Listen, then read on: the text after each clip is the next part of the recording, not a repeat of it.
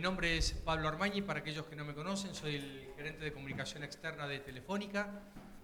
Brevemente darles la bienvenida, como les dije recién, comentarles un poco qué pasa acá en este lugar, que es el espacio de la Fundación Telefónica. Cuando termine esta presentación, que va a ser muy entretenida y rica, la idea es que Agustina Catone, que está aquí, que es la directora de la Fundación Telefónica, a quien agradecemos también que nos ceda el lugar, con ella hacer una recorrida rápida de lo que pasa aquí arriba, que justamente se divide en tres instancias: el ecosistema de la comunicación, que muestra la historia de las telecomunicaciones, desde los primeros teléfonos, los primeros sistemas de mensajería, hasta lo que es hoy el 4G de Movistar. Hay una muestra artística sobre el uso de los datos y se ve representado a través de diversos artistas cómo los datos hoy son parte importante no solamente en nuestra vida cotidiana, sino también en el comercio mundial. Y también en el piso de arriba están los talleres de robótica e informática, donde tanto docentes como alumnos o como niños que vienen con sus padres pueden hacer actividades, y es la excusa para vincularlos al mundo digital. Telefónica está yendo a ser una compañía completamente digital y buscamos ser la mejor compañía en el mundo digital, y este es un espacio y un ámbito que nos permite mostrarlo. Ustedes por aquella ventana podrán ver, allí hay una central telefónica que tiene unos 100 años, un poquito menos, y convive el mundo digital que está aquí arriba con la central telefónica que todavía sigue dando comunicaciones. Básicamente es eso. ¿Por qué prestamos el lugar y que nos encanta prestarlo? Porque desde lo que es la comunicación externa de la compañía buscamos nuevas alternativas y nuevas formas de relacionamiento con todos los comunicadores. Y consideramos, cuando veíamos la propuesta, que esta es una propuesta ideal. Usen este lugar. Está para que el periodismo lo utilice, para que pueda desarrollarse, para que pueda capacitarse, independientemente de si tiene algo que ver con lo comercial de la compañía o no. Nosotros no buscamos eso. Lo que buscamos es relacionarnos cada vez más y que sea Telefónica un ámbito en el cual ustedes puedan pertenecer, desarrollarse, crecer y hacernos propuestas para que nosotros evaluemos y poder hacer cosas en conjunto. No tengo más que eso, no tengo más que decirles que esto. Gracias por estar aquí en nuestra casa. No sé quién Gracias, sigue. Roberto.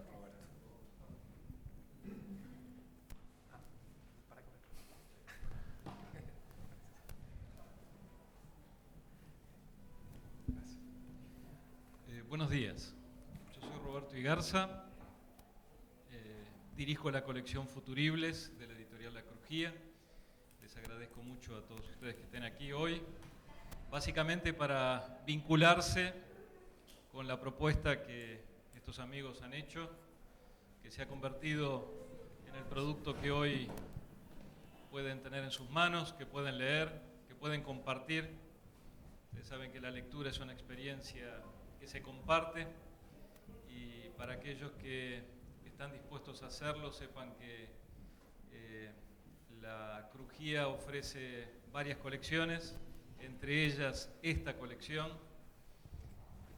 que ha comenzado hace 6 años, cumple este año con un mandato diferente al que supieron tener las otras colecciones de la Crujía, tanto en materia de comunicación como en materia de educación.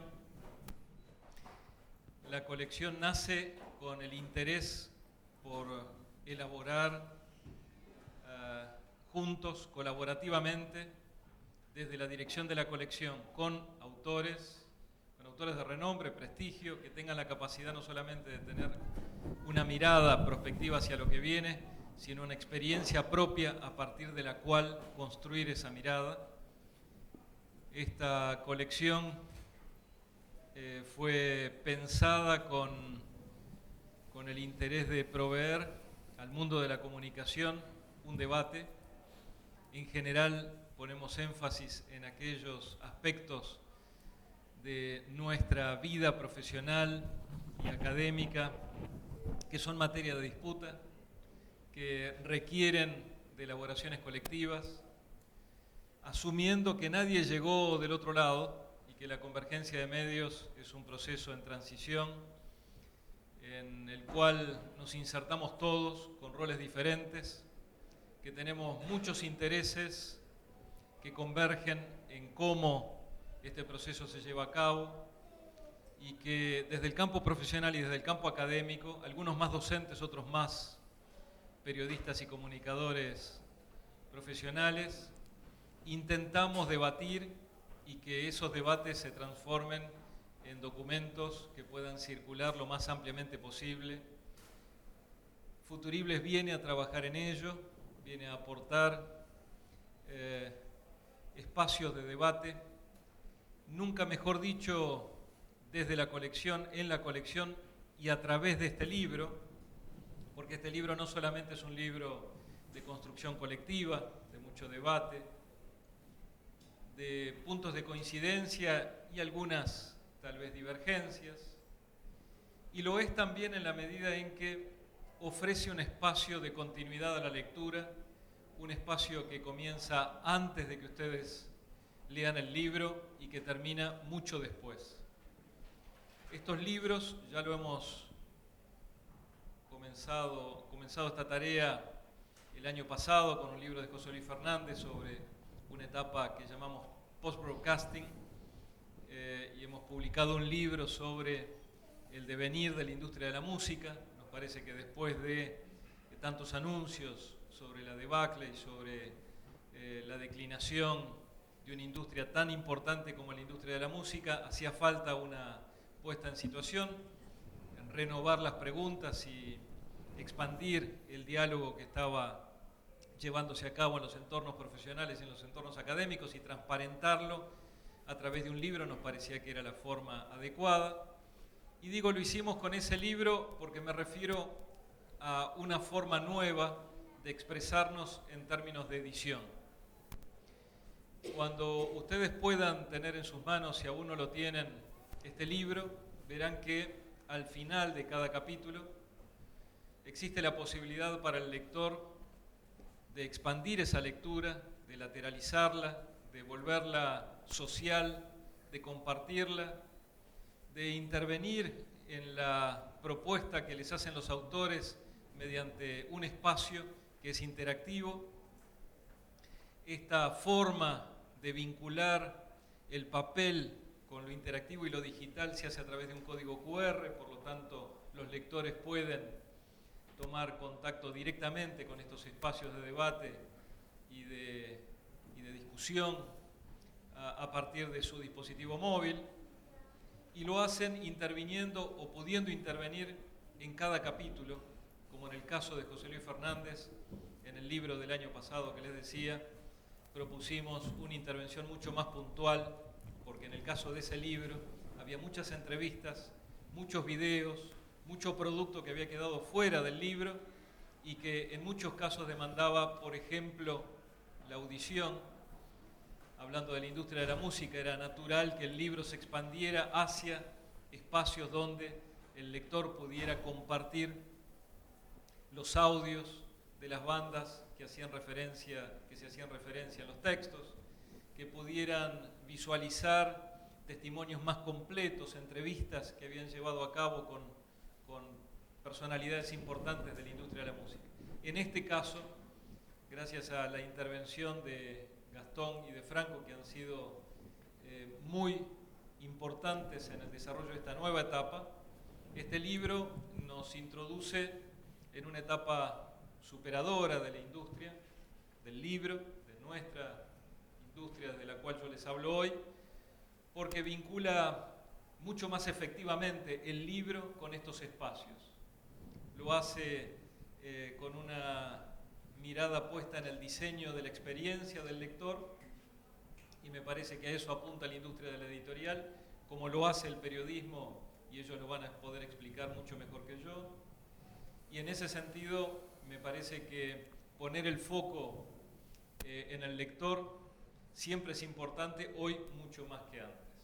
Y desde ese punto de vista, el libro me parece que también provee una excepcionalidad, un espacio de intervención, de participación, de discusión que expande claramente lo que fue nuestra intención inicial con Gastón y Franco de realizar un libro sobre los aspectos disruptivos que tiene hoy el periodismo. Para referirme al libro, y lo voy a hacer muy breve porque lo importante en esta reunión, en este encuentro, es que ustedes puedan escucharlos, ustedes puedan escuchar los autores, más allá de los compiladores que han tenido la posibilidad de ordenar y de organizar los textos. Franco y Gastón han sido muy generosos en la apertura en su propuesta hacia mí como director y hacia la editorial, y hemos podido desarrollar un trabajo muy interesante que sigue siendo para mí lo deseable y lo interesante que tiene la industria del libro, que me ofrece desde la dirección de la colección esta posibilidad de debatir y de disentir, porque no, como hemos disentido, hemos discutido por la tapa incluso. Por el color de la tapa. Por el color de la tapa.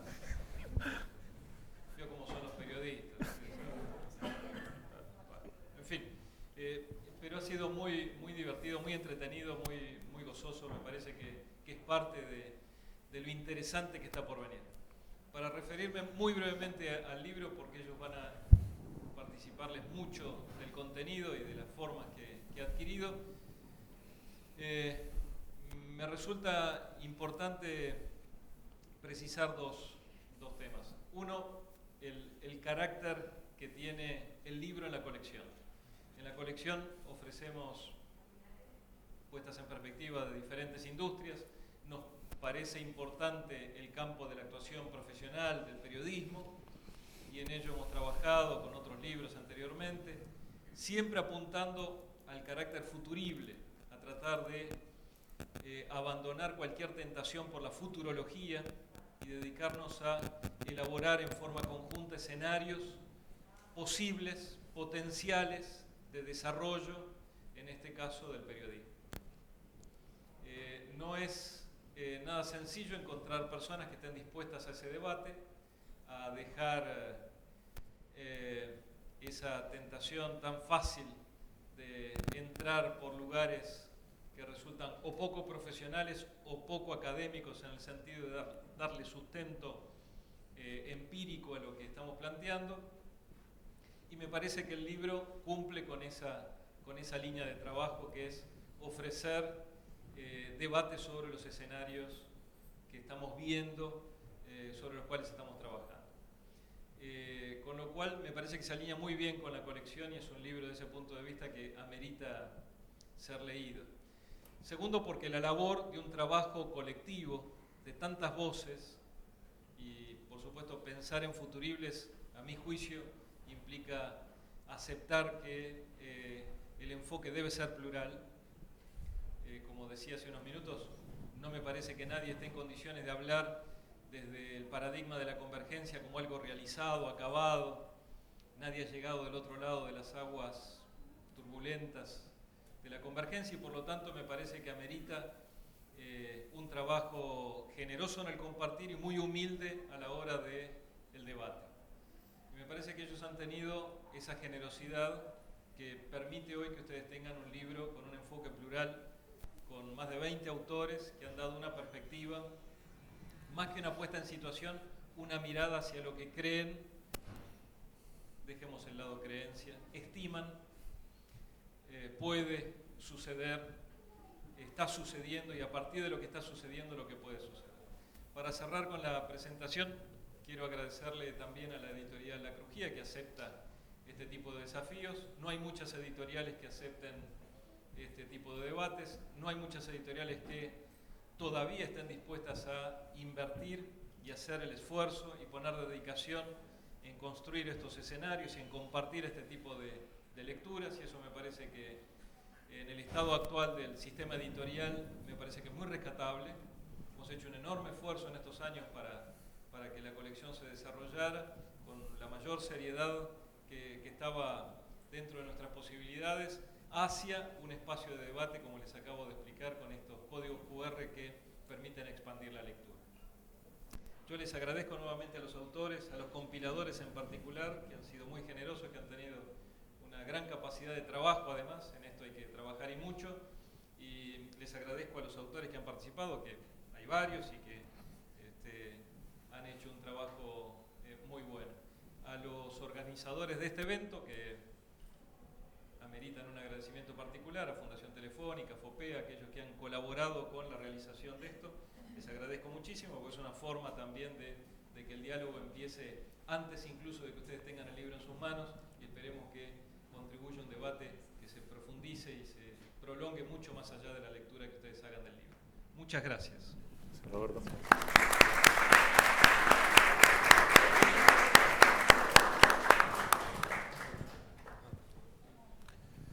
Bueno, gracias Roberto.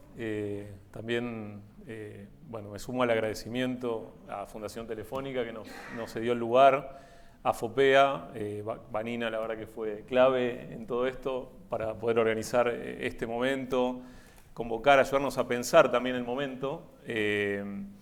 Estamos muy contentos con Franco, no solo porque esta obra colectiva finalmente se hizo realidad y era un viejo sueño que teníamos, no tan largo sueño porque tampoco es que el libro nació hace tantos meses, pero claro, fue muy lindo el tirar los objetivos del libro y después nos dimos cuenta que hacer una obra colectiva no es algo tan sencillo, que reunir diferentes voces requiere organización, planificación, pero bueno, aceptamos el reto de Roberto y la verdad que decidimos hacerlo.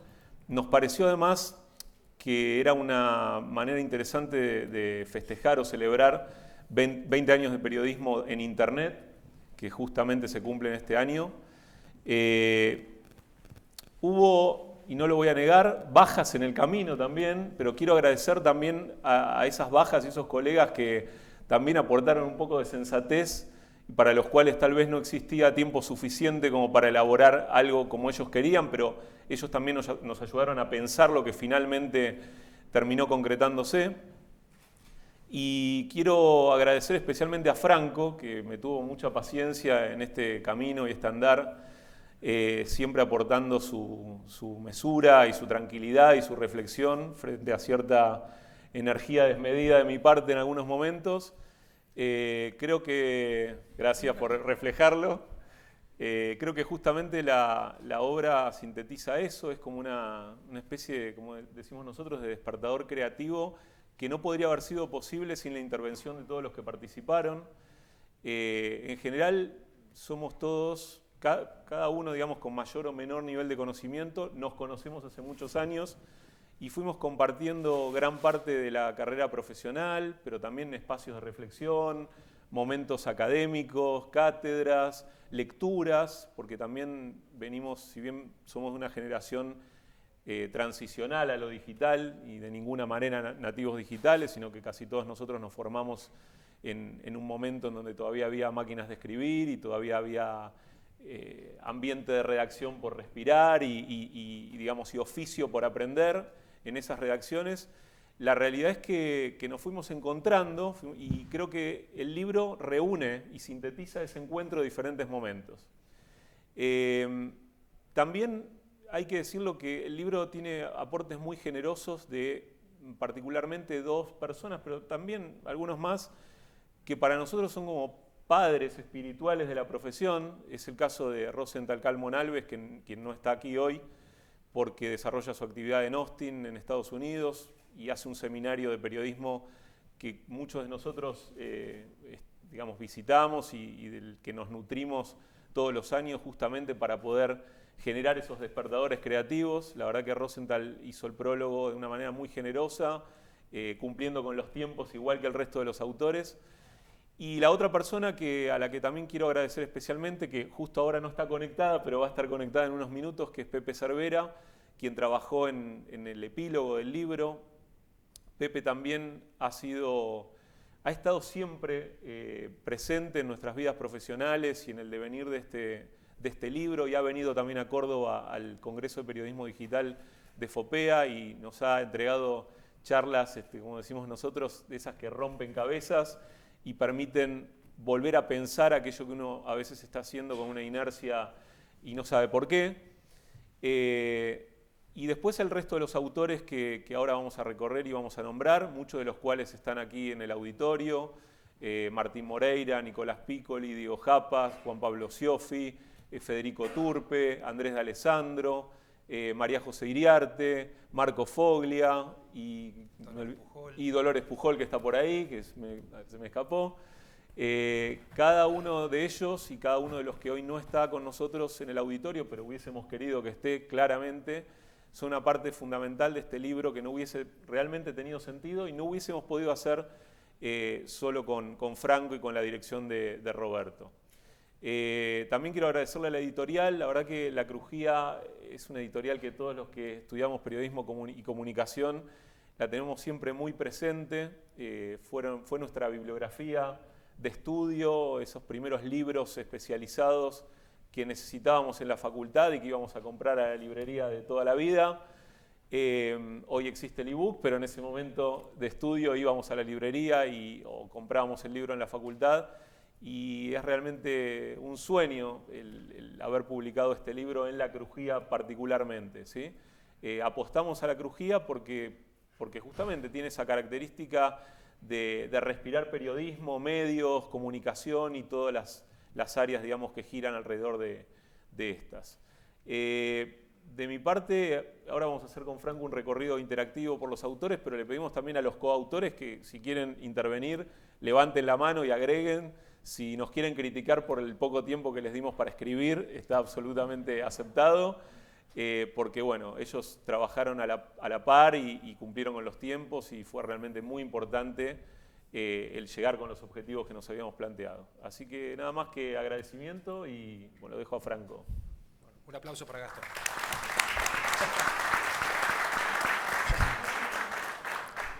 Bueno, buenos días. ¿Se escucha bien? ¿Sí? Yo quiero reiterar el agradecimiento por la audacia a Roberto Igarza, que se animó a desafiarnos durante el proceso de elaboración del libro, a la editorial, también a la Fundación por el espacio para esta presentación. Y quería referirme muy brevemente a qué significa el libro en este momento de tremendos cambios por los que atraviesa la industria de los medios. ¿Por qué un libro sobre disrupción o sobre periodismo disruptivo en un momento de tamañas transformaciones y de tantos desafíos que tenemos por delante? Y anoche en el avión recorría las páginas y me volví a encontrar con esta importante necesidad que tenemos en este momento de una pausa.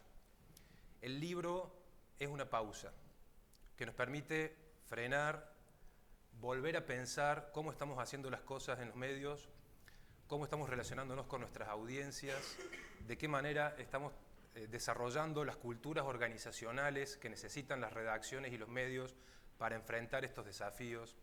Y en todo momento tan revolucionario, tan evolucionario como en el que estamos atravesando, en un momento de cambio, necesitamos una pausa.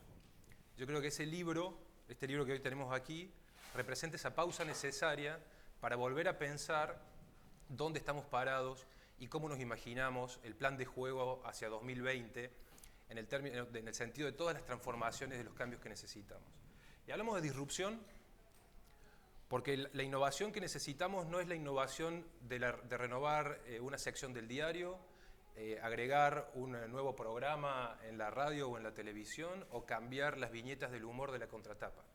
Ese tipo de innovaciones ya las conocemos y los medios las venimos haciendo de forma estabilizada, normal, desde toda la vida. Son innovaciones que se reiteran en el tiempo y que apuntan a un nivel de rendimiento respecto de la audiencia bastante esperado. El tipo de transformación que hoy necesitamos es una transformación que cambie las reglas de juego y que esté a la altura del movimiento tan potente que está pasando hoy en la industria, que nos está generando tantos dolores de cabeza y tantos desafíos. Por eso, si querés empezamos. Adelante.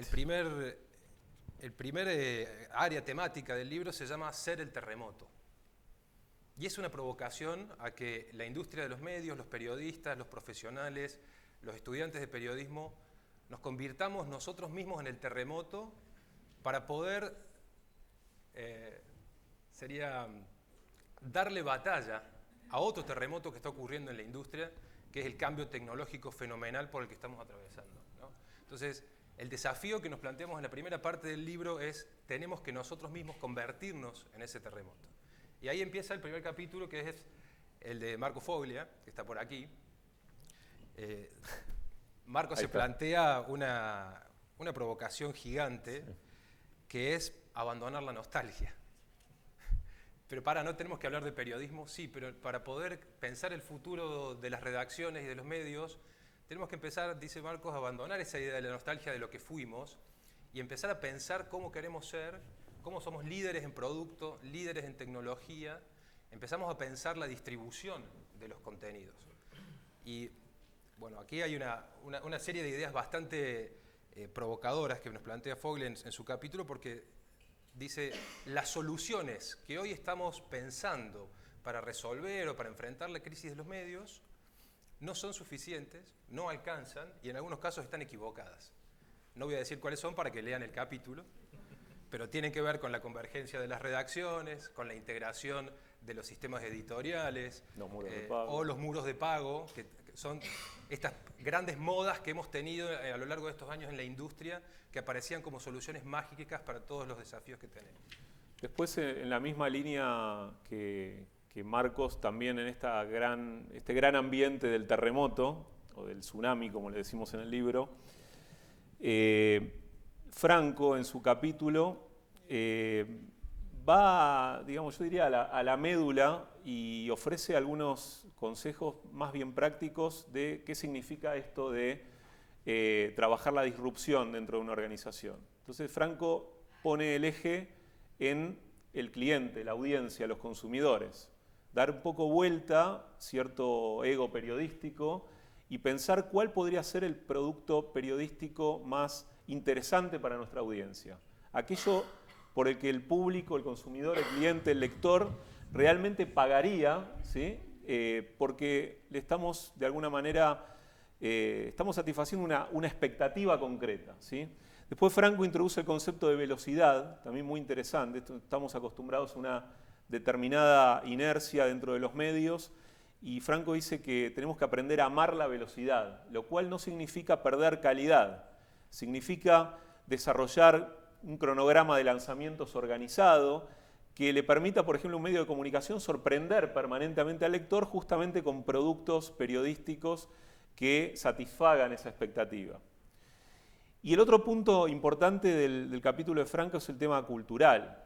O sea, para generar un cambio cultural en la organización, es importante que ese cambio empiece de las mismas personas. Es decir, nadie va a decir, nadie en la organización, el número uno, el CEO de la organización, va a decir tenemos que cambiar, entonces todo el mundo cambia en consecuencia. Sino más bien, Franco cree que ese cambio tiene que partir un poco de la base de la pirámide y se tiene que expandir a la organización con un convencimiento de que vale la pena hacer ese cambio para justamente ofrecer productos interesantes y estar nosotros mismos más contentos con el trabajo que hacemos en cotidiano.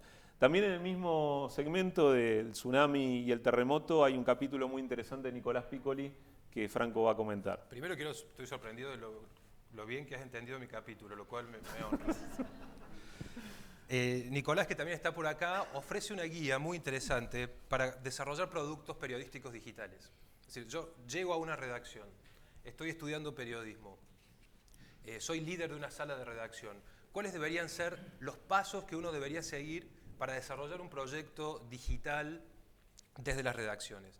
Que implica desde pensar el concepto del producto, desarrollar la investigación previa que se necesita para el lanzamiento y cada una de las etapas por las cuales atraviesa el desarrollo de un producto. Recomiendo especialmente este capítulo. Sí, un pequeño paréntesis acá. Lo que buscamos también con el libro es que fuera un libro no segmentado a un público, digamos, especializado, por ejemplo, dueños de medios o gerentes de medios, sino que fuera un libro que pudiera, digamos, tomar y leer tanto alguien que recién arranca en su época de estudiante hasta alguien que recién se está insertando en los medios, hasta incluso alguien al que le interesa conocer un poco más de la lógica de los medios y tal vez esté en una industria completamente aparte, que no tenga ninguna relación. Justamente el concepto de diferentes entradas por capítulo es al que le interese más entender cómo monetizar un negocio digital, va a encontrar un espacio. Al que le interese más lo que está sucediendo con las redes sociales, va a leer el capítulo de Vanina y seguramente va a encontrar ahí algunas pistas. o quien, por ejemplo, tenga una estructura periodística, aunque pequeña, y necesite saber, bueno, cuáles son los roles que yo debería tener hoy en esa mini estructura para poder acomodarme mejor al futuro. También va a encontrar algunos señalamientos en ese sentido. Siguiendo un poco con el gran, digamos, ambiente del terremoto y el tsunami, Federico Turpe, que también está aquí presente, Federico trabaja en la Gaceta de Tucumán, y hace relativamente poco tiempo, en la organización donde trabajan, decidieron extender la marca fuera, digamos, de los límites o de la frontera tucumana. Y entonces se les ocurrió abrir una operación en Salta, en otra ciudad, en otro contexto, en otro ambiente, con otro tipo de consumidor de información. Y entonces ahí Federico entrega también su experiencia en función de lo que significó ese desembarco y a qué cuestiones hay que tener en cuenta a la hora de trabajar esa estrategia de extensión de marca. A nivel local lo vemos en el caso de la Gaceta, pero también lo estamos viendo a nivel global, lo que está ocurriendo con The Guardian o The Huffington Post, cómo se expanden fuera de las fronteras de mercados ya consolidados como Estados Unidos o Inglaterra, y cómo empiezan a aparecer esas cabeceras con las marcas concretas en el mundo de habla hispana, en el mundo asiático, ¿no? Así que un poco este capítulo de Federico gira alrededor de cuáles son los desafíos que enfrenta una marca ya consolidada cuando decide extenderse. Y el capítulo, la primera parte del libro, cierra con un texto de Cecilia Bazán, que es editora del diario Día a Día en Córdoba. Es un diario local enfocado a los problemas y las noticias de la ciudad de Córdoba, que ahora tiene un desafío enorme en la era digital. De hecho, han reconvertido la redacción y son una redacción que primero publica en Internet y después elaboran el producto impreso. O sea, han invertido la lógica natural de producción de un diario impreso. Y Cecilia nos cuenta sobre el valor de contar las cosas que están cerca en el periodismo hiperlocal. Hay una serie de reflexiones respecto de por qué contar esas historias locales sigue siendo hoy tan valioso para el periodismo y las maneras en que los periodistas y las redacciones a través de redes sociales pueden entrar en un contacto mucho más directo, más íntimo, más cercano con esas audiencias a las que sirven. Con eso cierra la primera gran parte del libro, que está vinculado con convertirse en el terremoto, dentro del terremoto que estamos viviendo en la industria de los medios. Y arranca una segunda parte que le hemos puesto como título Cambiar el negocio y cambiar la cultura, que son dos de los grandes desafíos y son temas comunes en todos los foros que hemos recorrido dentro de la industria, foros profesionales y foros de la empresa periodística.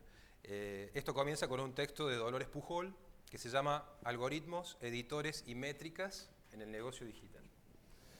Sí, es un capítulo muy interesante porque rompe un poco la lógica periodística habitual del famoso olfato periodístico y Dolores cuenta algunas experiencias particulares de lo que significa, digamos, producir contenido, pero con la ayuda de determinadas herramientas, ¿no? Y cómo a veces ceñirse en un 100% a las herramientas puede llevarnos a conclusiones equivocadas, con lo cual el periodismo de hoy creo que es interesante como digamos, reunión de determinadas herramientas que tenemos disponibles para tomar decisiones, pero también seguir confiando en esa herramienta natural que tenemos los periodistas, que es el escrutar el poder, que es el ir detrás de una historia relevante, que es ir también, bueno, como decía Franco recién, ¿no? Contando lo cercano, aquello que merece conocerse por el gran público o por el público local en el caso de un medio más pequeño.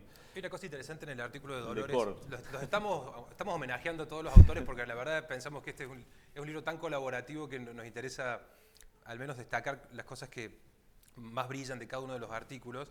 Y tenemos una tendencia, Julián se ha expresado sobre ello, en el mundo digital a la adicción al clic.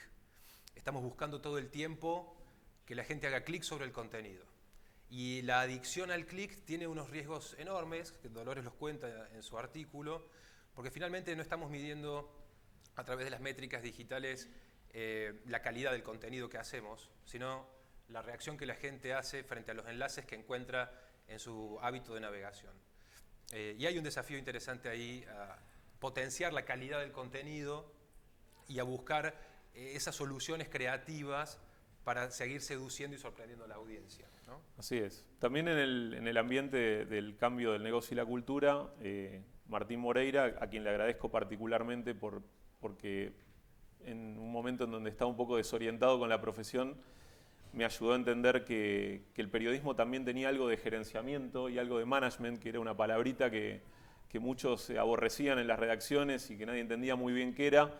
Y bueno, Martín la verdad que fue muy generoso y me mostró algunas herramientas que al día de hoy me sirven y mucho para desarrollar mi tarea profesional. Y en el libro particularmente, Martín se metió con el árido territorio de la monetización digital, ¿no? Y en su experiencia de gerenciador de proyectos, Martín da también ahí algunas pistas de qué significa esto de monetizar proyectos o contenidos digitales. Algo que siempre en algún momento del circuito tiene que estar, o al principio, o en el medio, o al final. Pero obviamente para tener un modelo de periodístico sustentable, el tema económico y la monetización es crucial. De hecho, también en el capítulo de Ítalo Dafra, que trabaja la cuestión del periodismo emprendedor, hay un segmento particular que tiene que ver con la monetización.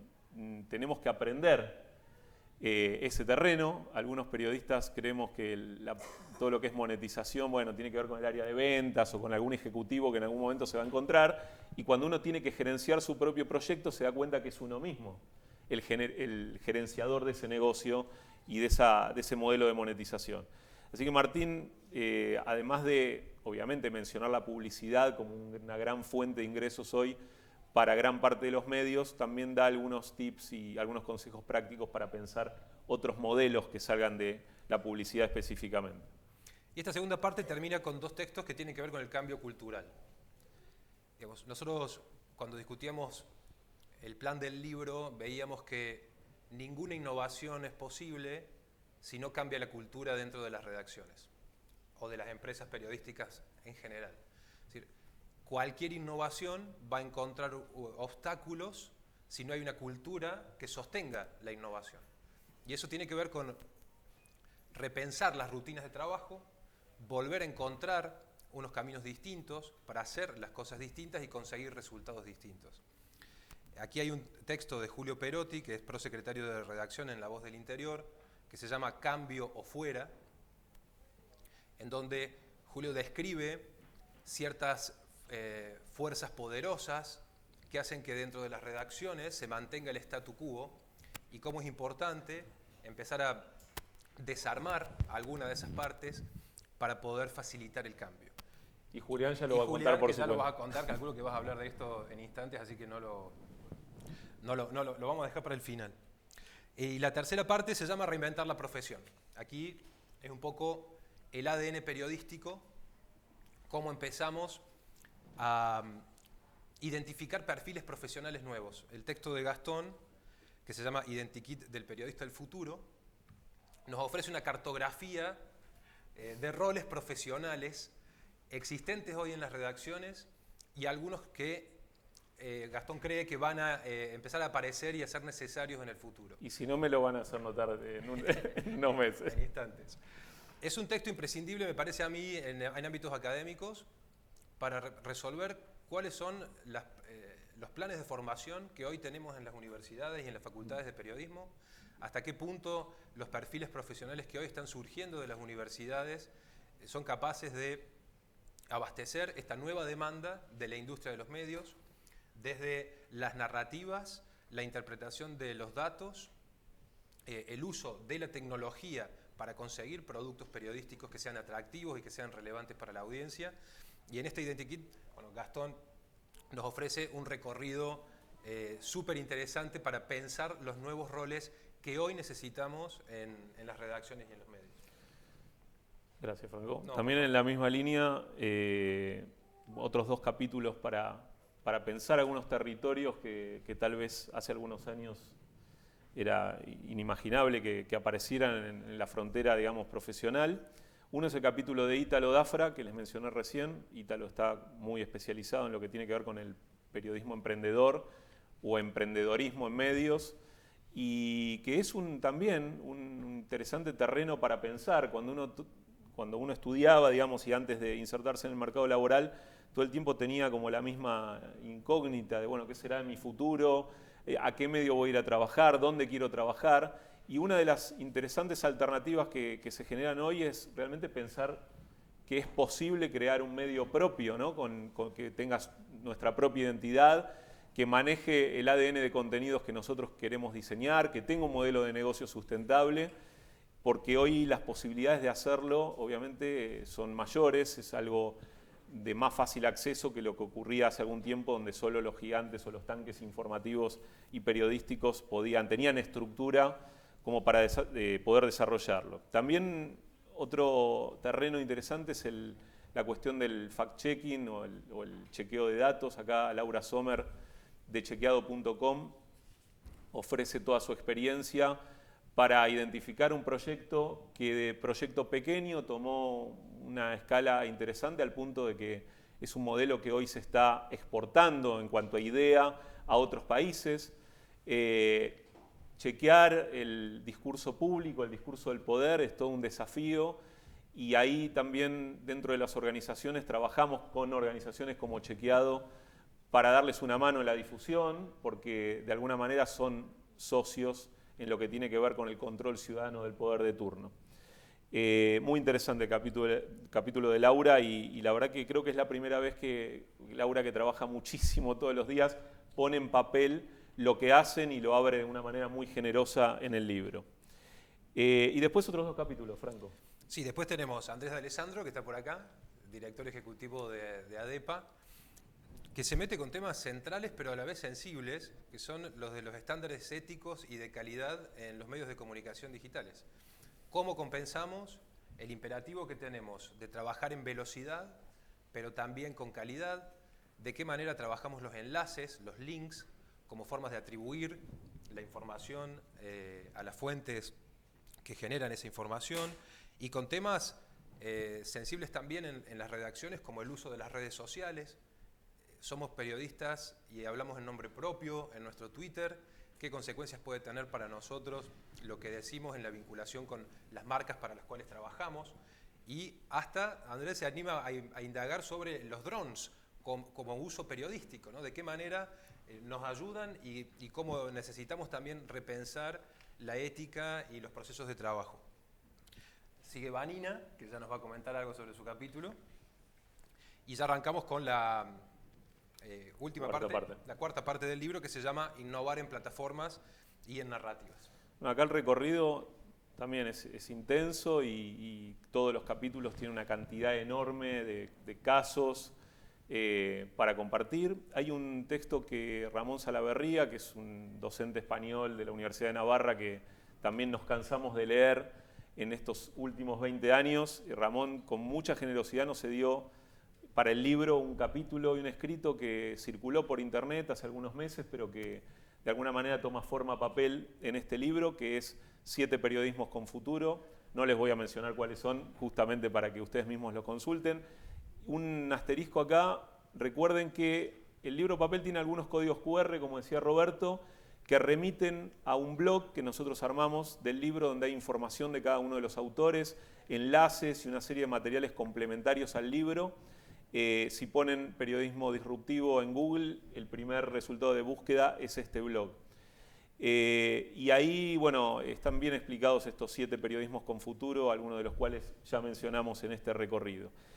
Después, también en Innovación en Plataformas y Narrativas, está el capítulo de María José Iriarte, que trabaja en MSM. María José estaba por ahí, acá adelante. María José está dedicada en el capítulo enteramente a lo que es plataformas móviles. Nosotros entendemos que esto va a ser un libro aparte el año que viene y posiblemente en los próximos meses. El mundo móvil requiere teléfono para Igarza. Teléfono para Igarza. No lo vamos a hacer en enero. No lo vamos a hacer en enero. En enero no trabajamos más. En verano no trabajamos. Pero el mundo móvil es un campo que va a requerir de toda nuestra atención porque tiene códigos que no tienen nada que ver con los códigos de otros dispositivos, porque hay contenidos que se producen para este tipo de plataformas que requieren otro tipo de saberes, seguramente saberes que se van a tener que ir construyendo, porque hoy calculo que en ninguna carrera de periodismo y comunicación se está viendo específicamente el tema móvil, si bien atraviesa. Obviamente que no tiene todavía una entidad digamos, de materia o inclusive hasta de taller, pero en algún momento será. Y bueno, María José cuenta un poco la experiencia de lo que significa reconvertir una organización alrededor del mundo móvil, ¿no? Cómo hemos pasado de organizaciones tal vez de papel céntricas a organizaciones donde empezaron a intervenir las plataformas digitales, las primeras plataformas digitales, y cómo hoy el móvil, la inserción que tiene el móvil, esa característica de portabilidad y de cercanía con el usuario y el lector y el consumidor de contenidos de hoy, requieren que una organización se dé vuelta completamente alrededor de este nuevo ecosistema. Después, María Elena Brizuela, que hoy no está aquí porque está en Córdoba, trabajó el tema de periodismo de datos, que es algo de lo que ustedes deben haber leído ya bastante, pero María Elena lo hace también con mucha generosidad, atendiendo al aspecto académico del periodismo de datos, o sea, por qué es importante enseñar y aprender periodismo de datos hoy, y qué es lo que le puede dar el periodismo de datos hoy al periodismo en general, en lo que tiene que ver con la confluencia entre la tecnología y lo mejor que tiene el periodismo de investigación, la mejor tradición del periodismo de investigación. Después siguen otros 2 capítulos que tienen que ver con narrativas, que realmente, por lo menos en lo personal, me interesaron mucho. Uno es de Juan Carlos Simo, que es colega de Córdoba, es editor digital en La Voz del Interior. Y Juan hace una cartografía también de los tipos de narrativas que hoy podemos diseñar y planificar en los medios digitales, desde los microrelatos que hacemos todos los días para las coberturas minuto a minuto, hasta los macrorelatos estilo Snowfall de New York Times, de grandes narrativas de mucha extensión, con un análisis y unos ejemplos muy interesantes para seguir. Y Fernando Irigaray, que entra en el campo de las narrativas transmediáticas, planteando un escenario interesante de convergencia entre el mundo real y el mundo virtual, y la posibilidad que hoy tenemos de hacer dialogar estos 2 territorios, la ciudad que vivimos, que tocamos, y las narraciones que podemos generar los productores de información profesionales, pero también los productores amateurs o los propios ciudadanos dialogando y haciendo fluir los mensajes a través de diferentes plataformas. Y después, lo que nos da el sustento diario a los medios digitales, que es coberturas de último momento. Bueno, y aquí Juan Pablo Scioffi, que es editor jefe de lanación.com, nos ofrece justamente una puerta, una ventana de entrada a lo que es la actualización de noticias, aquello que le da un ADN bastante intenso a los productos periodísticos digitales hoy. Juan Pablo desarrolla y también enumera una cantidad interesante de herramientas que él y su equipo trabaja cotidianamente para lo que es la producción de información en Internet. Y además me tiene que bancar todos los días, así que eso también creo que es más intenso que todo el trabajo. Y después solo eso merecía estar solo eso merecía un capítulo aparte. Y después Diego Japas, que también está por ahí sentado. Diego toca un tema siempre espinoso, polémico y que a veces hace un poco de ruido en el trabajo de contenidos de todos los días, pero no deja de ser interesante, que es el terreno del espectáculo y el entretenimiento digital. Y acá un pequeño dato de la cocina: cuando le planteamos a Diego que escribiera este capítulo, Diego me dijo, ¿pero qué voy a escribir sobre eso? ¿Hay algo que escribir sobre eso? Y la verdad que nos encontramos con que había que producirlo, pero él, que tiene una larga experiencia en periodismo de espectáculos y también en industria del entretenimiento, se dio cuenta que era interesante poner también en papel aquel recorrido que él había hecho hasta el día de hoy, que también está en La Nación y me tiene que bancar todos los días, y cómo fue interesante ver cómo se gestó ese capítulo, porque tal vez de 2 o 3 datos, por ejemplo la selfie del Oscar, o algunos datos concretos de hechos periodísticos, como digo, alrededor de eso empieza a construir una metodología de trabajo, y también cómo explora ese campo tan interesante, el mundo del entretenimiento, de la industria del entretenimiento. Así que bueno, hasta aquí un recorrido por todos los autores que generosidad entregaron sus artículos para que este libro se pudiera concretar. Y ahora deberíamos ir al epílogo con José Cervera. Que vamos a intentar Vamos a ver conectarlo. si está desde España. José, para quienes no lo conocen, Ahora es cuando tenés que estirar. ahora hay que aplaudir. Podemos dar un aplauso por todos los autores.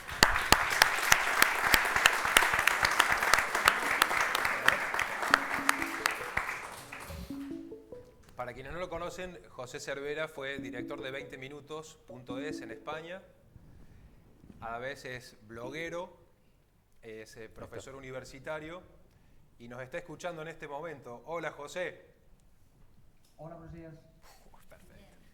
Bien, funcionó. Salió perfecto, muy bien.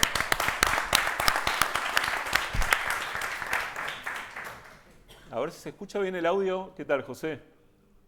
Encantado de estar aquí con vosotros. Falta un chiquitín de audio. Bueno, igualmente, muchas gracias por estar en el libro y por ofrecernos además este epílogo sobre el periodismo pensando en 2020. ¿Cómo te estás imaginando ese futuro? Bueno, yo creo que durante muchos años los periodistas lo hemos tenido demasiado fácil. Hemos tenido una vida muy organizada, teníamos un producto que estaba muy bien pensado, muy bien ejecutado, pero nuestro trabajo y nuestro objetivo siempre estaba vinculado con el medio, con el soporte en el que estábamos trabajando. No hacíamos información, sino que hacíamos un periódico, o hacíamos un noticiero de radio, o hacíamos un noticiero de televisión. Lo que nos está pasando ahora es que desde que Internet empezó a convertirse en algo generalizado y extendido, pues lo que ha ocurrido es que la información se ha separado de los soportes. Ahora la información y el soporte son dos cosas diferentes y bastante separadas entre sí. Y eso nos está complicando mucho las cosas, porque toda nuestra forma de organizarnos, nuestra mentalidad desde cómo trabajamos, cómo organizamos nuestro trabajo, nuestra jornada laboral, cómo cobramos por nuestro trabajo, cómo se vende el producto, todo eso estaba vinculado directamente al soporte.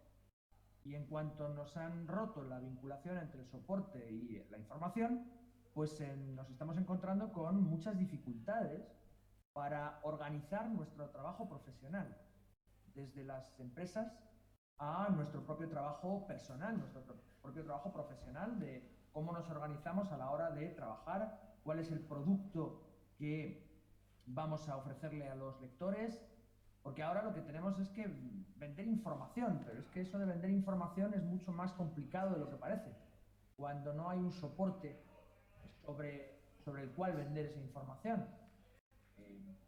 Tenemos que replantearnos completamente la esencia misma de nuestro trabajo, de nuestro producto y de la organización de nuestras empresas y nuestra profesión. Es lo que creo. Y en el epílogo de este libro, que ha sido un privilegio poder participar en él, pues trato un poco de ir un paso más allá, de plantearnos no ya cómo vamos a hacer rentables los periódicos, sino cómo vamos a hacer rentable el periodismo, cómo vamos a diseñar productos informativos que, con independencia del soporte, sin estar vinculados a ese soporte físico, pues sean interesantes para nuestros lectores, de manera que podamos seguir teniendo una profesión y seguir teniendo una industria, a ser posible. Pepe, en tu artículo vos mencionás dos productos informativos que todos los que estamos en esta sala conocemos. Uno es la portada y otro es la noticia. Básicamente tu tesis es que toda la vida nos hemos dedicado a hacer esas dos cosas, noticias y portadas. ¿En qué sentido vos crees que esos dos productos son creadores de relevancia y por qué al crear relevancia tienen valor y cómo desde ese valor nosotros podemos conseguir finalmente medios sustentables? Sí, yo creo que son dos formas de relevancia diferentes. Y precisamente por eso, digamos, la esencia de la profesión o la esencia de los productos periodísticos se reduce a esos dos extremos, ¿no? Por una parte está la relevancia de contar lo que nadie ha contado. Eso es la noticia, eso es la esencia misma de la noticia. Es llevar una información al público que el público no tenía. Es decir, crear una información desde cero y ofrecérsela a nuestros lectores, nuestros telespectadores, a nuestros radioyentes. Y por otra parte hay otra forma de relevancia, que es la portada. La portada entendida como la recopilación de las noticias que son interesantes para un determinado público. En ese ejercicio de recopilar, de juntar un panorama completo de la información, estamos añadiendo valor, porque lo que le estamos haciendo es al lector una selección ponderada, una selección con criterios de cuáles son las noticias que le interesa conocer en ese momento. Para mí esas son las dos fuentes esenciales de relevancia informativa. Todo lo que no es portada es noticia y todo lo que no es noticia es portada. Y todo lo que no es ni noticia ni portada es entretenimiento, que está muy bien y es un negocio muy interesante, pero es otra cosa. No es periodismo, es otra cosa, distinta, que se puede mezclar con la noticia y se puede mezclar con la portada, pero que no es tan, digamos, relevante lo que estamos hablando en este momento, porque no es un producto informativo. Para mí, lo que tenemos es que decidir si queremos ser portada o queremos ser noticia, porque hasta ahora, y gracias un poco a esa vinculación que comentábamos antes con los soportes, las dos cosas las hacíamos juntas. Es decir, un periódico era una portada hecha a base de noticias elaboradas por el propio periódico. Un noticiero de televisión primero te da un panorama de cuáles son las noticias del día y luego te va contando cada una de las noticias del día. Es decir, hacíamos las dos cosas. El periodismo portada y el periodismo noticia. Pero ahora, al no tener esa vinculación con un soporte físico, un soporte material, hacer las dos cosas resulta muy complicado. Porque en última instancia necesitaríamos hacer pues una portada con todas las noticias de Internet y además tendríamos que elaborar todas las noticias de Internet, lo cual es absurdo. Hay que elegir entre concentrarte en ser portada o concentrarte en ser noticia, porque descubres que todo lo demás, la organización de tu medio, la organización del trabajo, cómo se vende ese medio, cómo se convierte, se obtiene una rentabilidad financiera para poder sostener económicamente el periodismo, pues depende de que seas una cosa o que seas la otra. E intentar hacer las dos es cada vez más difícil, porque se agotan los recursos disponibles, no damos para hacer todo. Tenemos que escoger qué es lo que queremos ser, si portadas o noticias. Pepe, ¿qué características a tu criterio tiene que tener esa organización, esas pocas organizaciones que vos decís que van a lograr adaptarse a la necesidad del entorno y al ecosistema en los próximos años? ¿Cuál serían, a tu criterio, esas características, esas 3 o 4, digamos, facetas que van a tener esos medios elásticos, transparentes, horizontales, que van a apostar y que van a ganar y se van a ganar, digamos, la fidelidad de los nuevos públicos? Yo creo que hay una característica fundamental que van a tener que tener todas ellas, que es ser de Internet. Y por ser de Internet me refiero a que tienen que sentirse muy a gusto viviendo en Internet. Yo creo que todos los medios informativos hoy en día son digitales. Son digitales en el sentido de que aunque no se distribuyan en formato digital, aunque ni siquiera tengan presencia en Internet, lo que hacen las noticias que cuentan su organización depende de lo que está pasando en Internet. Es decir, que ya no es una opción ser un medio informativo no digital. Todos somos digitales. Queramos o no queramos, y incluso si nos distribuimos en forma de una hoja de papel con tinta, o nos distribuimos en forma de un informativo de noticiero de radio. Somos digitales porque lo que estamos contando depende de lo que está pasando en Internet. Lo que ocurre en Internet influye en toda la información. Entonces, cuanto más a gusto estemos en Internet, los periodistas y los medios de información, yo creo que mejores periodistas y mejores medios de información vamos a ser. porque es como conocer la ciudad en la que vives o sobre la que tienes que informar, ¿no? O sea, cuanto mejor la conozcas, cuanto más ágil, más cómodo te encuentres moviéndote por tu ciudad, mejor información vas a poder hacer de tu ciudad. Internet, en ese sentido, es la ciudad de todos hoy en día, de todos los periodistas. Cuanto mejor la conozcamos y cuanto más a gusto estemos, tanto los periodistas como los medios, mejores periodistas y mejores medios vamos a ser. Necesitamos ser buenos internautas, buenos ciudadanos de Internet y ser capaces de aprovechar al máximo los recursos disponibles en Internet, que son muchísimos, para hacer mejor nuestro trabajo. Hay muchísima información disponible, muchísimas herramientas, muchísimos recursos que tenemos que aprender a usar y manejar lo mejor posible. Porque ese va a ser fundamental para el futuro. Es una necesidad imperiosa. Bueno, Pepe, te agradecemos muchísimo estos minutos. No sé qué hora es en España a esta hora, ya debes estar con las tapas. Sí, casi. Estamos a la hora del café. Ah, perfecto.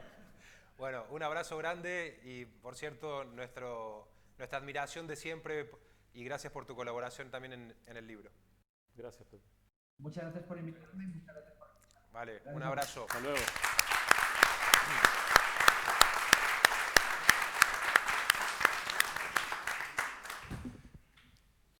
Les quiero presentar ahora a Vanina Berghela. Vanina es directora ejecutiva del Foro de Periodismo Argentino, foro de profesionales, de un colectivo profesional que organiza, entre otros, todos los años el Congreso de Periodismo Digital en Córdoba, que es uno de los máximos eventos en materia digital en nuestro país. Vanina tiene en el periodismo disruptivo un capítulo vinculado al desarrollo de audiencia y a la gestión de los periodistas y de las audiencias en las redes sociales. Vanis. Bueno, ¿se escucha? Bueno, muchísimas gracias. Quiero primero agradecer a Gastón y a Franco, dos amigos de muchos años, colegas, con los que hemos compartido momentos profesionales, pero también tertulias y charlas profesionales y personales que en general nos enriquecen mucho después para volcar en nuestro trabajo. Y también al resto de los autores con los cuales muchos nos conocemos, inclusive un ex jefe por ahí, como Marcos, con el que trabajé también mucho tiempo, y otros amigos con los que hemos compartido, digamos, este recorrido. Y por supuesto a la Fundación, al equipo de la Fundación Telefónica y de Telefónica en general, que siempre abren las puertas cuando les toco y les pido alguna idea loca para compartir con nosotros. Bueno, muy brevemente, mi capítulo se llama Redes sociales y audiencias, claves para una distribución social de la noticia, que en definitiva seguramente le habrá pasado al resto de los autores. Cuando Gastón y Franco nos convocaron, escribimos mucho más de lo que el espacio nos daba para poder contar un poco esta experiencia, y nos han recortado, aunque debo decir que creo que yo me robé algunos caracteres más que otros a último momento. Pero eso no lo tenías que decir. No lo tenía que decir, pero se van a dar cuenta. Pero lo que quiero explicar en esto es que seguramente hay mucho más para decir de lo que intentamos desarrollar en cada uno de los capítulos. En este caso, cuando hablamos de redes sociales y audiencias y cómo empezar a intentar distribuir de una manera optimizada las noticias que producimos en los medios de comunicación, la verdad es que lo intenté enfocar desde 4 aspectos fundamentales. Hay múltiples plataformas para poder hacerlo, pero en principio para mí era muy importante intentar explicar y detectar cuáles son las claves de esas audiencias, es decir, conocerlas a las audiencias.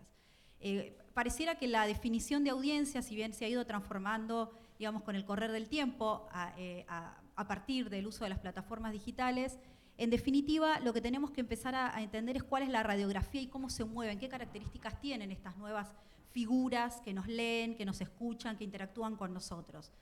Porque claramente son muy distintas a aquellas que nos leían únicamente, por ejemplo, en un medio gráfico. Entender esa radiografía, conocer cuál es el recorrido de esa columna que tienen, me parece que nos permite de alguna manera empezar a generar estas estrategias para poder vincularnos con ellas. Y en definitiva, además, entender que son hoy parte fundamental del desarrollo de la producción de contenidos en nuestra redacción. Yo le pongo en el capítulo que son las nuevas compañeras de la redacción. Y en definitiva, hoy cuando hablamos de redes sociales o de medios sociales, lo que tenemos que entender es que en realidad ellas son las protagonistas, las audiencias son las protagonistas de estos espacios sociales. Ustedes saben que desde que se generaron o digamos tenemos estas plataformas de vinculación social, quizá las más conocidas son las redes, hoy todo el mundo habla de Twitter y de Facebook, pero cuando yo me refiero a plataformas sociales intento hacer entender que estamos hablando más que de esas dos y que estamos hablando más que de plataformas, estamos hablando de un nuevo modelo de vinculación con esa audiencia. Lo que tenemos que comprender es que hoy son esas plataformas, pero mañana serán otras. Entonces, al entender cómo se movilizan, la característica fragmentada que tiene, es decir, hoy la fidelización de esta audiencia es parcial, porque en realidad vienen y consumen noticias de lanación.com, pero al instante navegan hacia la voz, la voz del interior, o a Clarín, o a cualquier otro sitio de información digital, nos da una comprensión de que esas audiencias, si bien de alguna manera llegan hasta nosotros o nosotros las alcanzamos en las redes sociales a partir de las noticias que distribuimos ahí, tenemos que permanentemente buscar un vínculo de fidelización, es decir, no las vamos a tener permanentemente o como sucedía antes, que era el único diario que comprábamos el domingo porque era el que más afinidad nos generaba. Por otra parte, la segunda punto de enfoque para entender cómo nos podemos vincular es entender nosotros los periodistas y los medios cómo hacerlo.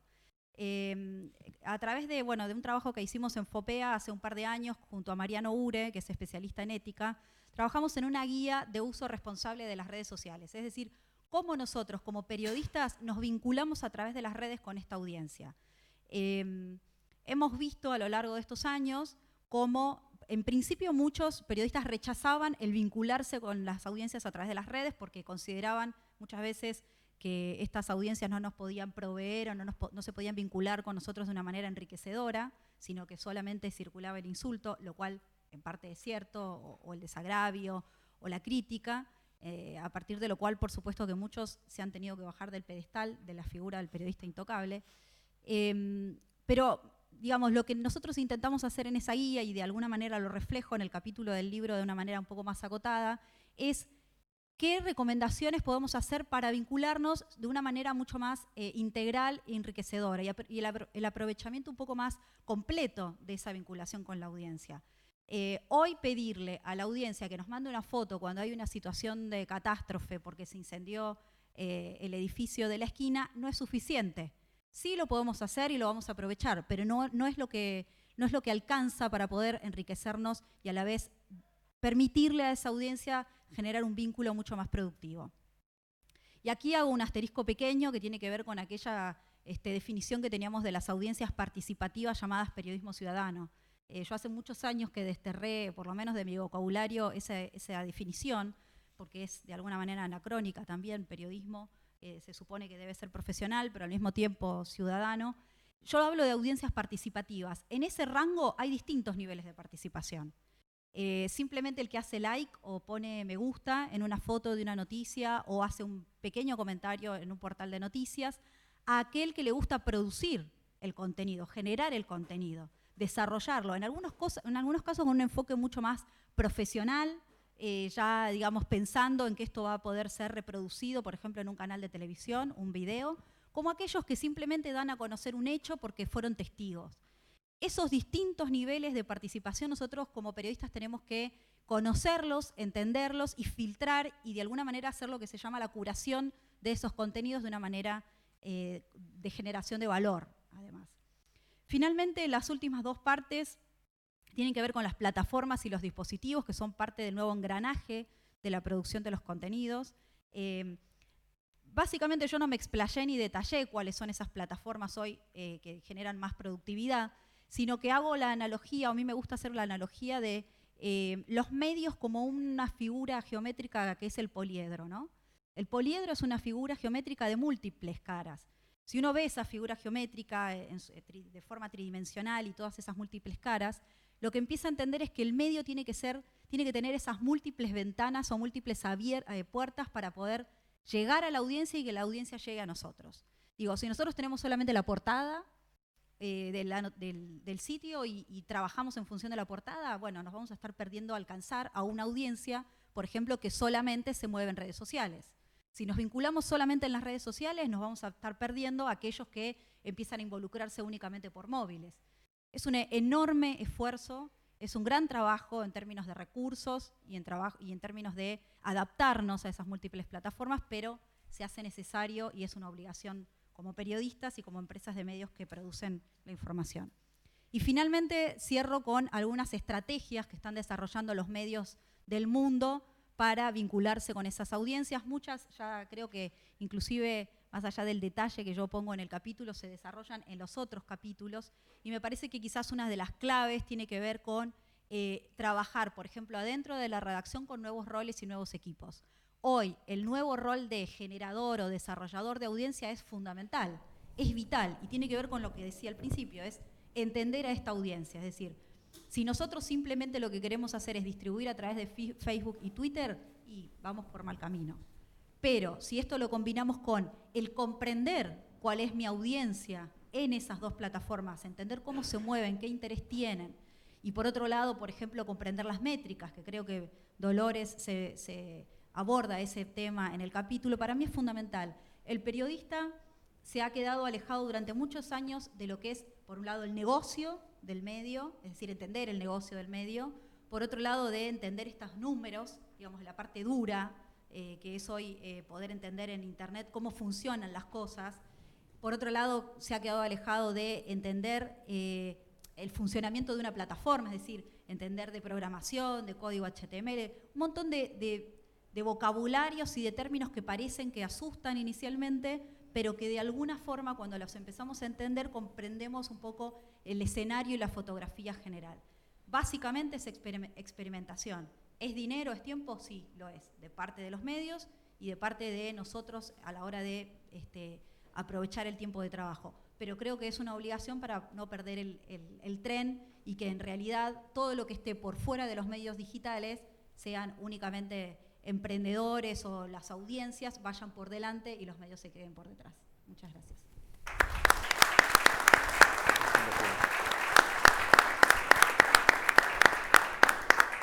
Bueno, finalmente, no finalmente por casualidad, quiero decirlo, lo queríamos presentar a... Bueno, gracias, Vani. Gracias por tu generosidad además para organizar la presentación, fue muy, muy importante para nosotros. Bueno, lo quería presentar a Julián Gallo, algunos ya lo conocen, otros no tanto, pero bueno, Julián también es uno de esos tipos que con los que cada tanto vale la pena tomar un café o ir a comer algo y juntarse y charlar sobre medios. Siempre invito, no podés decir nada. ¿Y por qué? Porque muchas de las cosas que dice Julián nos permite pensar y también de alguna manera fue fuente de inspiración para el libro, además de escribir un capítulo concretamente. Julián podría hacer una cartografía completa de estos últimos 20 años de periodismo en Internet y no por casualidad, porque es uno de los fundadores de Clarín.com. Bueno, Marcos también Foglia trabajó en aquella época fundadora de Clarín.com y es interesante escucharlo a Julián porque además de periodismo de medios y de periodismo y medios, Julián tiene una visión bastante amplia porque desarrolla proyectos digitales, muchos de los cuales después terminan marcando tendencia y terminan insertándose en la lógica de los medios. Así que lo vamos a escuchar para cerrar y obviamente que gracias por estar a ambos. Julián, adelante. Bueno, primero muchas gracias a Gastón, a Franco, a Marina, a gente de Telefónica. ¿Se escucha? ¿Estoy hablando? Ah, sí. Sí. Y no sabía que la colección se llamaba Futuribles, ¿así? Ahí. Se llama Futuribles, que es un término que en el momento lo dijiste me hizo acordar algo que una vez entrevisté a Monseñor Laguna y me explicó que los futuribles, ahí está, que los futuribles eran una corriente teológica, me corregí si estoy equivocado, que sostenía que Dios nos juzgaba no solo por lo que habíamos hecho en la vida, sino por todas las vidas que hubiéramos vivido de un algoritmo total y cómo nos hubiéramos comportado en cualquiera de esos escenarios, ¿no? Y me parece un nombre buenísimo para hacer una colección la cual de alguna manera especula sobre cuál será el futuro de las redacciones dentro de los próximos 5 años. Invitación que me hizo Gastón hace, creo que en enero, ¿no? Un mes buenísimo. Fue un mes fatídico. Para poderse escribir. Y cuando intenté hacer el enfoque de pensar, imaginar cómo iban a ser las redacciones dentro de 5 años, inevitablemente caí en una situación que resultó ser una trampa mortal para escribir ese artículo, el cual me puse a recordar cómo fue la llegada de Clarín de Internet hace exactamente 20 años. Es decir, en marzo del 96 salió la edición de clarín.com, pero yo empecé a trabajar más o menos en julio de 1995, recién surgía Internet comercial en Argentina, y recordando esa situación y viendo la foto, una foto que publiqué varias veces de la redacción de Clarín en 1995, una redacción llena de gente talentosa, enorme, en el momento probablemente más exitoso de los diarios de papel, no solo de Clarín, sino también de La Nación y de los diarios en el mundo. La década, los mediados del 90 fue el esplendor del periodismo gráfico, y tengo una foto que sacó Clarín para el aniversario de su 50 aniversario, con todo el staff. Entonces, inevitablemente caí en la situación de decir, ¿qué hubiera pasado si yo ahora, con todo lo que vi, con todo lo que viví, con todo lo que charlé, volviera ahí, así como un viajero del tiempo, y pudiera contarles lo que va a pasar? Y la verdad me metí en esa fantasía, bueno, ¿qué pasaría? Y conociendo bien cómo es la lógica de la corporativa que tienen las redacciones, fue muy frustrante que a medida que avanzaba en esa especulación, encontrar que se iban a desplegar mecanismos para anular cualquier posible innovación que prontamente iba a ser capturado por distintos mecanismos como reuniones, equipos de trabajo paralelos a la redacción principal, y que la redacción se vería inevitablemente cercana a seguir con su rutina. O sea, al poco tiempo ellos sería la curiosidad del loco que vino del futuro, que dice lo que va a pasar, pero ellos estarían totalmente dedicados a su tarea inmediata, imposibilitados de salir de esa rutina. Era algo horrible que me produjo escribir esto. Veía la verdadera imposibilidad de salir de ese futuro. El artículo, por suerte, no tenía la extensión que de haberla tenido se hubiera puesto muy, muy pesimista, por lo menos en el futuro inmediato, que era yo seguir pensando, ¿qué va a pasar?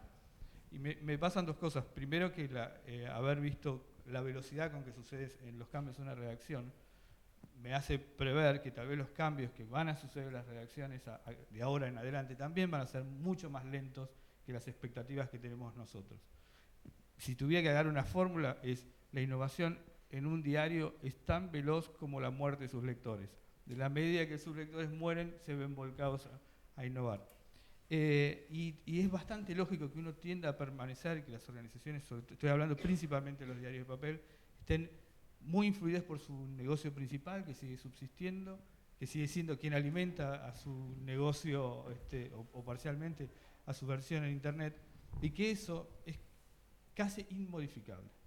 Realmente creo que si viajáramos nosotros ahora 5 años en el futuro, lo que vería sería lo siguiente. Primero, menos gente, pero no porque se necesita menos gente, sino porque el negocio se va a achicar dramáticamente y va a ser muy difícil mantener las redacciones monumentales que conocimos en la década del 90. Segundo, un grupo que está obsoleciendo contra un grupo que está tratando de ocupar ese lugar de obsolescencia, y vamos a ver una lucha de poder.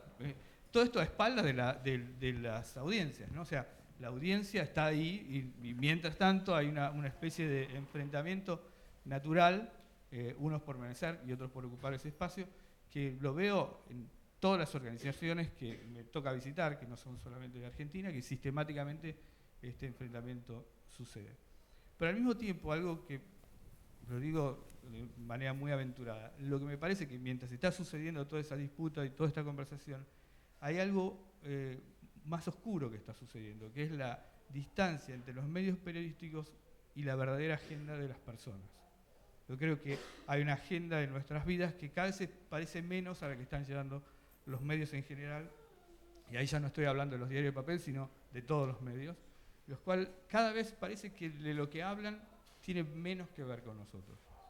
O solamente una parte de lo que hablan tiene que ver con nosotros. El otro día publicó Marco Foglia un informe espectacular, que lo publicó en Facebook, no sé quién lo hizo, es un análisis del comportamiento de la audiencia del New York Times en Facebook desde el año 2009 hasta la fecha, donde analiza cuáles son las notas que fueron más leídas, los columnistas más leídos, y los temas que más likes, compartidos y alcance tuvieron. Los 3 primeros lugares en el New York Times en Facebook están ocupados: número 1, cooking; número 2, parenting; número 3, style. O sea, no tiene absolutamente nada que ver con las noticias. Y el política y los temas políticos y los temas sociales ocupan el puesto 25. Y cuando uno piensa por qué tiene que ver, por qué parenting eso ocupa tanto espacio, crianza, ¿no? ¿Por qué tanto espacio? Y la verdad que hubo una modificación tan impresionante en los últimos 20 años de la configuración de la vida familiar de todos nosotros, y eso produce tantas interrogantes y tanta incertidumbre, que parenting parece un tema muy importante. En principio, en Argentina, por ejemplo, en Buenos Aires en particular, la edad promedio de los matrimonios es de entre 32 años las mujeres y 33 años los varones. Esto es casi 6 años más de lo que sucedía, de la edad de casamiento que sucedía en la década pasada.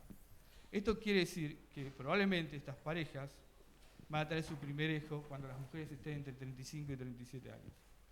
Pero hay un problema importantísimo a tener en cuenta. El 50% de esas parejas se divorcian en Buenos Aires. Quiere decir que tenemos un grupo de probablemente mujeres divorciadas y hombres divorciados que tengan su primer hijo o que no tengan hijos, lo que produce un escenario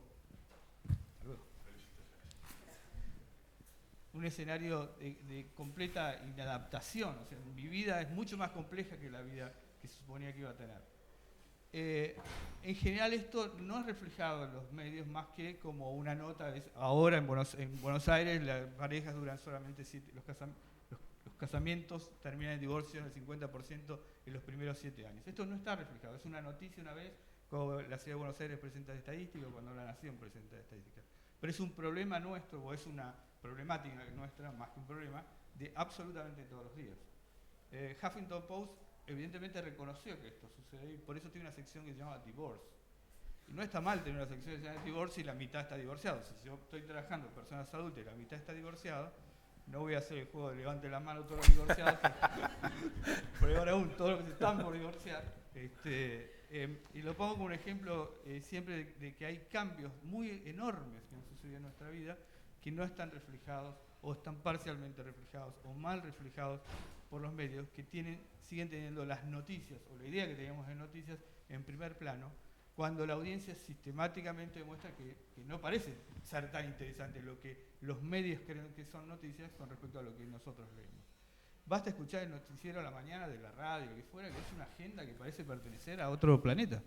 Es una agenda que tiene a los políticos, las declaraciones políticas, los acercamientos políticos, los acercamientos internacionales, etcétera, etcétera, en primer plano, bien donde la verdad que es como un ruido, que lo escuchamos para decir, bueno, todos escuchamos el mismo ruido, pero no nos importa nada, pero escuchamos el mismo ruido.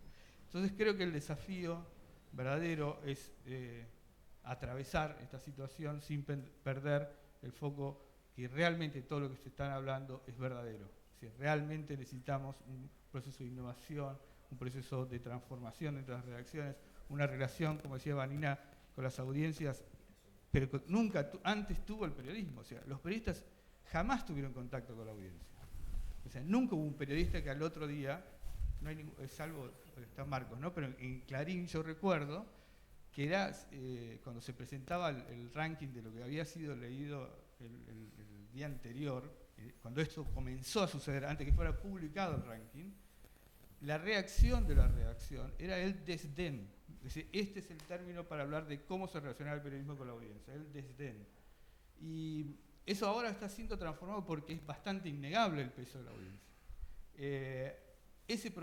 Esa relación es un proceso que no todos van a lograr llevar a cabo. Esto es algo importante. Cuando Franco hablaba de un cambio cultural, no todos van a poder hacer un cambio cultural. No todas las personas, sino no todos los medios. Por lo cual, el escenario, vuelvo a ser un poco pesimista, es oscuro en un sentido. Ahora tengo la parte optimista para terminar. Que realmente... sí, voy a levantar el cierre. Sí. Pero tenemos que vender libros. Sí. Bueno, sí. Yo digo, la puerta de la felicidad es horrible. O sea, que uno tiene que atravesar situaciones espantosas a veces para llegar a buenos... aquello, incluso cuando uno mira su propia vida, tuvo que haber pasado todo aquello malo para llegar a donde estoy en esta parte buena.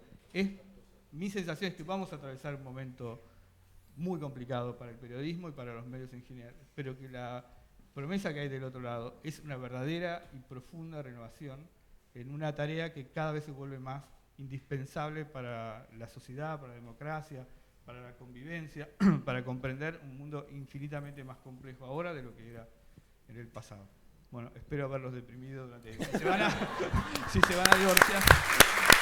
Muchas gracias.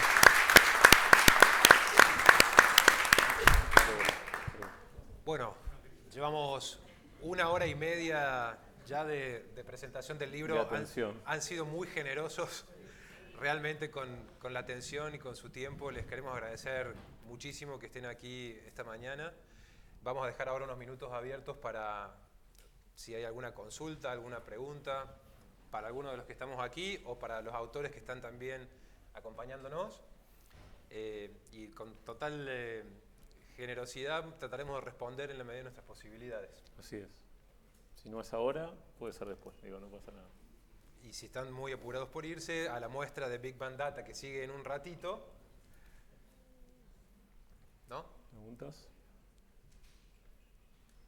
Bueno, Nos agotamos. quedaron muertos. Sí. Sí. El libro es muy positivo, a pesar de Julián. Son 23 autores, de los cuales 22 tienen una mirada optimista sobre el futuro. Quisimos dejar un testimonio en esta especie de libro laboratorio de las ideas y de las posibilidades que tenemos para el futuro, con la conciencia de que no va a ser fácil, de que estamos acá, de que estamos dando testimonio, de que queremos medios sustentables, que amamos los medios, que los necesita la democracia, que los necesita la sociedad y que por eso, aún después del tsunami, vamos a seguir estando para ofrecer caminos para que nuestras audiencias sigan estando en contacto con la información para tomar decisiones inteligentes. Así que... Bueno, muchas gracias a todos. Gracias.